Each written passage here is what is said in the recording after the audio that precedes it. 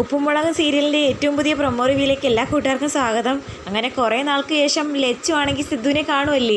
ലച്ചു ആണെങ്കിൽ കൂടെ വന്ന് ഒളിഞ്ഞു നോക്കുകയും വിളിക്കുകയൊക്കെ ചെയ്യുന്നുണ്ട്, ആ പേഴ്സണലായിട്ടൊന്ന് സംസാരിക്കാമെന്ന്.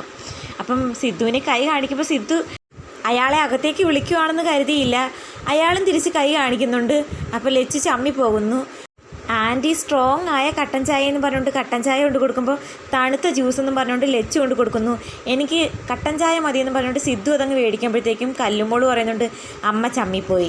കിച്ചണിൽ കേശുവും കല്ലുമോളും അമ്മായി ആൻറ്റിയൊക്കെ നിൽക്കുമ്പോൾ ലച്ചു വന്ന് പേഴ്സണലി ചോദിക്കുന്നുണ്ട് സിദ്ധുവിൻ്റെ കൂടെ, ഇപ്പോൾ ഫ്രീ ആണെങ്കിൽ കുറച്ച് നേരം സംസാരിക്കാൻ വരാമോ? ലച്ചുവിന് എന്തെങ്കിലും സംസാരിക്കാനുണ്ടെങ്കിൽ ഇവിടെ വെച്ച് പറ, എല്ലാവരും കേട്ടോട്ടെ, കുഴപ്പമില്ല.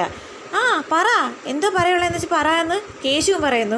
അന്നേരം ഒന്നും പറയാനില്ലെന്ന് പറഞ്ഞുകൊണ്ട് ലച്ചു അങ്ങോട്ട് നിൽക്കുമ്പോഴത്തേക്കും ശിവാനി ചോദിക്കുന്നു, എന്താ ചേച്ചി ഒന്നും പറയാനില്ലേ?